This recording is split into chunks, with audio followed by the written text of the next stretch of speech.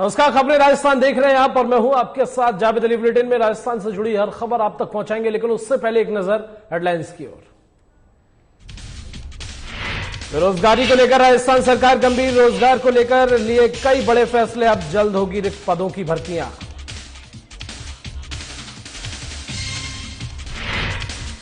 Dengue को लेकर गहलोत सरकार सतर्क, प्रदेश में डेंगू मुक्त अभियान की शुरुआत, स्वास्थ्य विभाग को दिए कड़े निर्देश।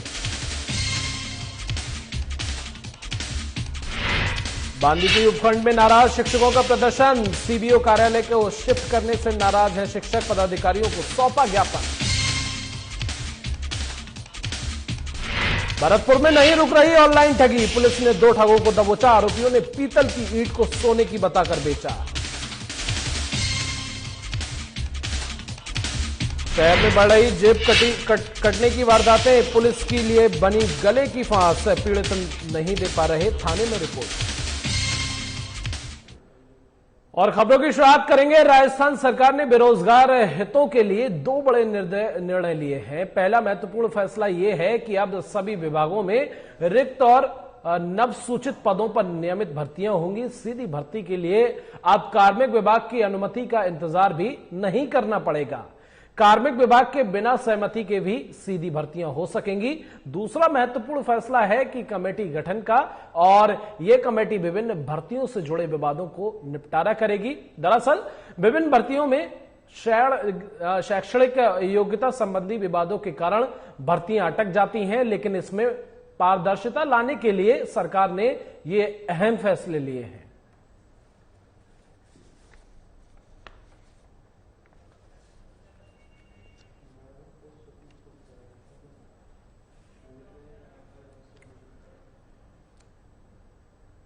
भाई, प्रदेश में बढ़ रहे डेंगू के मामलों को लेकर सरकार पूरी तरह से गंभीर है और गहलोत सरकार ने डेंगू मुक्त अभियान की शुरुआत की है। यह अभियान 3 नवंबर तक चलाया जाएगा। बता दें कि इसको लेकर स्वास्थ्य विभाग के अधिकारियों को सीएम अशोक गहलोत ने निर्देश दे दिए हैं। सीएम का कहना है कि गांव-गांव जाकर स्वास्थ्य विभाग की टीम जांच करेगी और लोगों को मौसमी बीमारियों के प्रति जागरूक करेगी।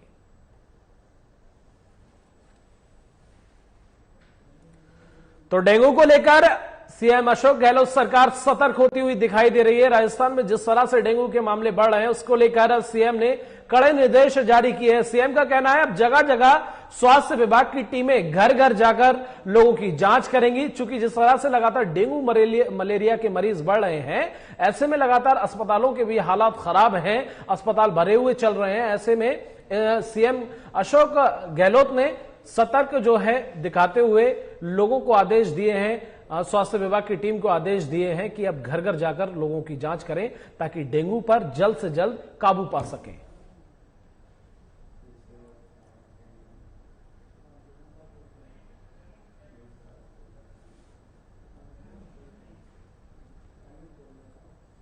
उधर राजस्थान के भरतपुर संभाग करौली के पुलिस अधीक्षक मृदुल कच्छावा के समर्थन में धौलपुर के लोग भी आए।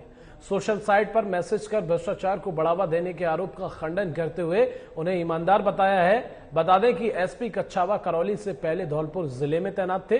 करौली जिले के टोडा भीम विधायक पृथ्वीराज मीणा ने एसपी मृदुल कच्छावा पर भ्रष्टाचार को बढ़ावा देने का आरोप लगाया था। विधायक ने 16 अक्टूबर को मुख्यमंत्री अशोक गहलोत को पत्र लिखकर एसपी को हटाने की मांग भी की थी, जिसके बाद पुलिसकर्मियों सहित आमजन ने नाराजगी दिखाई और जिले के लोग विधायक पृथ्वीराज मीणा के पत्र पर सवाल उठा रहे हैं और सोशल मीडिया पर एसपी मृदुल कच्छावा का समर्थन कर रहे हैं।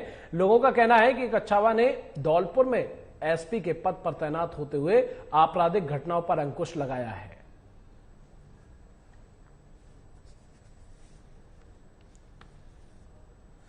तो जिले में खाकी और खादी में ठनी हुई है। विधायक ने सीएम गहलोत को पत्र लिखा है। एसपी मृदुल कच्छावा को हटाने की मांग की गई है।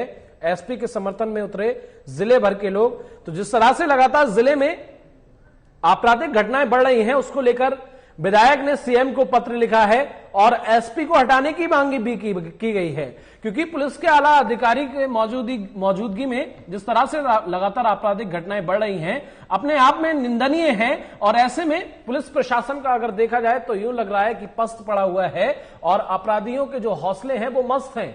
क्योंकि जिस तरह से लगातार ये आपराधिक वारदातें बढ़ रही हैं, अपने आप में लगातार सवालिया निशान खड़े कर रहे हैं। विधायक ने सीएम को पत्र लिखा है, एसपी को हटाने की मांग भी की है।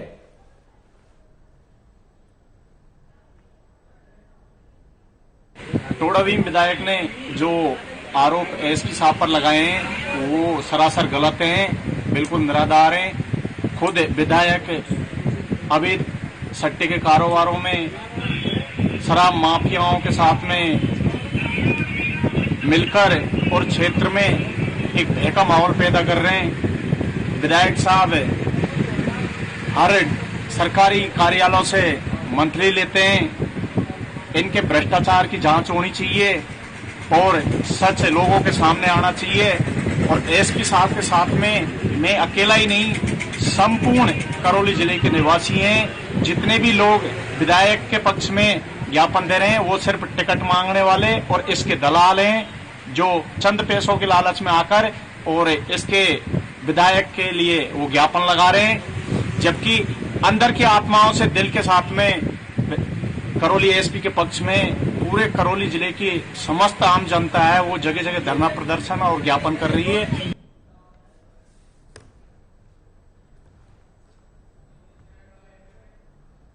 उधर बांदीकुई उपखंड में स्थिति मुख्य ब्लॉक शिक्षा अधिकारी कार्यालय के कोलाना में शिफ्ट करने के आदेश को लेकर गुस्साए शिक्षकों ने विरोध प्रदर्शन किया और उपखंड कार्यालय में ज्ञापन भी सौंपा। बता दें कि बीते दिनों महात्मा गांधी स्कूल कुटी पटिया टूट जाने के बाद राज्य परियोजना निदेशक ने अभिभावकों के प्रदर्शन के बाद सीबीओ कार्यालय को कोलाना शिफ्ट करने के आदेश जारी किए हैं, जिससे गुस्साए शिक्षक विभाग के अध्यापकों ने पदाधिकारियों के नेतृत्व में विरोध प्रदर्शन किया और आगामी दिनों में आदेशों को निरस्त नहीं करने पर आंदोलन करने की भी चेतावनी दी।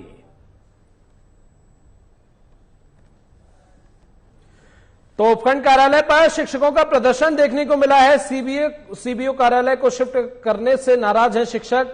शिफ्ट को निरस्त करने की भी मांग की गई है, जिससे गुस्साए शिक्षक विभाग के अध्यापकों ने पदाधिकारियों के नेतृत्व में विरोध प्रदर्शन किया और आगामी दिनों में आदेशों को निरस्त नहीं करने पर एक बड़ा आंदोलन करने की भी चेतावनी दी है।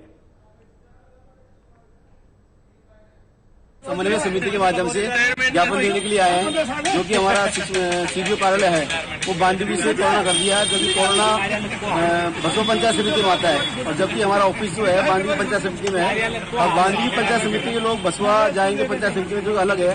कोरोना परिक्षेत्र बसवा पंचायत समिति में आता है। दूसरी बात, वहाँ पर किसी प्रकार की कोई इलेक्ट्रिक सुविधा नहीं है, फोटोकॉपी वगैरह की सुविधा नहीं है। महिलाओं को जो शिक्षित महिला है वो जाएंगी तो वहाँ उनके पास साधन नहीं है, बीच में पुलिया काम चल रहा है। इन सब समस्याओं को ध्यान में रखते हुए आज हमने ज्ञापन दिया है महोदय को। अगर उनका जो आदेश वो कैंसिल नहीं होता है तो आगे हम फिर उसके लिए आंदोलन कर रखेंगे। जो हमारे बांदीकुई में सीबीओ कार्यालय है वो उसका ऑर्डर कोलाना में कर दिया गया, जो बहुत ही सभी को खेद है। यहाँ से कोलाना कम से कम 10-12 किलोमीटर पड़ता है, न कोई साधन है, न कोई आवागमन है वहाँ जाने का। इस समय रेल लाइन का काम चल रहा है, फाटक की दूरी है।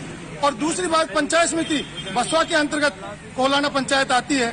जब बांदीकुई सीबीओ कार्यालय है तो बांदीकुई में ही रखा जाए, दूसरी पंचायत समिति में देना अनुचित है। बांदीकुई से कोलाना के लिए स्थानांतरित किए जाने पर हम सब क्षेत्र के शिक्षकों में भारी रोष है, क्योंकि वहाँ न तो कोई आवागमन का साधन है और एक जो बांदीकुई के नाम से होने के बावजूद भी कोलाना दूसरी ग्राम पंचायत में जो कार्यालय को ले जाया जा रहा है, उससे पूरे क्षेत्र के शिक्षकों में सोच बन रही है। आंदोलन आगे बढ़ाया जाएगा, हर हालत में कार्यालय बांदीकुई में रखा जाए, क्योंकि वहां जाने पर महिला वर्ग है या जेंट्स हैं, बिना साधन के आने जाने की सारी असुविधाएं हैं। दूसरी तरफ जो पुलिया का कार्य चल रहा है, इसकी वजह से निजी साधनों का भी आवागमन उधर से अवरुद्ध है। उधर भरतपुर जिले में ऑनलाइन ठगी का सिलसिला थमने का नाम नहीं ले रहा और आए दिन लोग ऑनलाइन ठगी का शिकार हो रहे हैं। बता दें कि डीग सर्किल के खो थाना पुलिस ने पीतल की ईंट को सोने की बताकर बेचने वाले 2 ठगों को गिरफ्तार किया है, जिसकी जानकारी खो थाना अधिकारी तारा सिंह मीणा ने दी है। साथ ही पीतल की ईंट और चोरी की बाइक जब्त किया। आरोपी खो थाने के पास्ता मोड़ से गिरफ्तार किए गए हैं और आरोपियों से पुलिस लगातार पूछताछ कर रही है। तो आरोपियों के हौसले किस तरह से बुलंद हैं, ये आप खुद अंदाजा लगा सकते हैं। जिस तरह से इन 2 ठगों को गिरफ्तार किया गया है, दरअसल इन दोनों ठगों ने एक पीतल की ईंट को सोने का बताकर ठगी की। और जिस तरह से लगातार भरतपुर जिले में ठगों का लोग शिकार हो रहे हैं, ये लगातार वारदातें बढ़ती जा रही हैं। ऐसे में हर रोज पुलिस जो है ठगों को गिरफ्तार तो कर रही है, हर रोज नए नए मामले भी सामने आ रहे हैं। और एक बार फिर देखा जाए तो पुलिस को यहां बड़ी सफलता मिली है।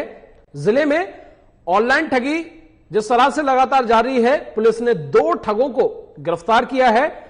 इन दोनों ठगों ने पीतल की ईंट को सोने की बताकर बेचा था। यह वही ईंट है और यह ईंट दरअसल पीतल की है, जिसको इन ठगों ने सोने का बताकर बेच दिया और इन दोनों ठगों को पुलिस ने दबोच लिया है। तो लगातार भरतपुर जिले में आपराधिक घटनाएं थमने का नाम नहीं ले रही हैं। लगातार लोग ठगी का शिकार हो रहे हैं। एक बार फिर ठगी का यह बड़ा मामला सामने आया है, जहां पर 2 ठगों ने पीतल की ईंट को सोने का बताकर बेच दिया, जिसके बाद इसकी पूरी सूचना पुलिस को दी गई और पुलिस ने इन दोनों ठगों को गिरफ्तार कर एक सफलता हासिल की है, क्योंकि लगातार ठगी के मामले बढ़ते ही जा रहे थे, थमने का नाम नहीं ले रहे थे। उधर भरतपुर में ही नहीं बल्कि महुआ में अपराध बढ़ता जा रहा है और शहर में जेब कटी की वारदातें दिन प्रतिदिन बढ़ती ही जा रही हैं, जिसे लेकर पुलिस सक्रिय हो गई है और आए दिन बदमाशों को पकड़ती भी है। लेकिन बदमाश नाबालिग निकलते हैं, जिससे पुलिस उन पर उचित कार्रवाई नहीं कर पाती, जो पुलिस के लिए गले की फांस बनी हुई है। वहीं थाना अधिकारी कृष्ण कुमार धनखड़ ने बताया कि आए दिन जेब कतरों को पुलिस पकड़ रही है, लेकिन पीड़ित परिवार भी उनके खिलाफ रिपोर्ट नहीं दे पाते हैं। ऐसे में कठोर कार्रवाई किया जाना सुनिश्चित नहीं हो पाता।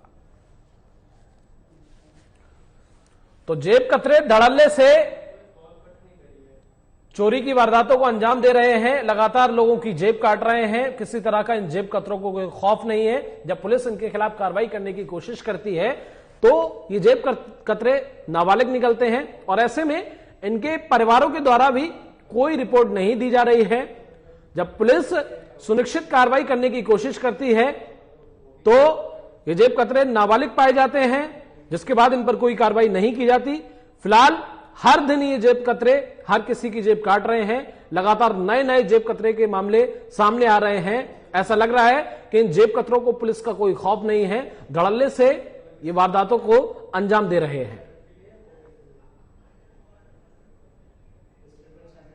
तो भरतपुर में ही नहीं बल्कि महुआ में भी अपराध बढ़ता जा रहा है और शहर में जेब कटी की वारदातें दिन प्रतिदिन सामने आ रही हैं। लगातार जेब कतरों के नए नए मामले सामने आ रहे हैं। हर रोज हर नए ठिकाने पर ये जेब कतरे किसी न किसी को अपना शिकार बनाते हैं और उनकी जेब काटकर ले जाते हैं। और जब पुलिस इन पर आपराधिक कार्रवाई करने की कोशिश करती है तो ये जेब कतरे नाबालिग पाए जाते हैं।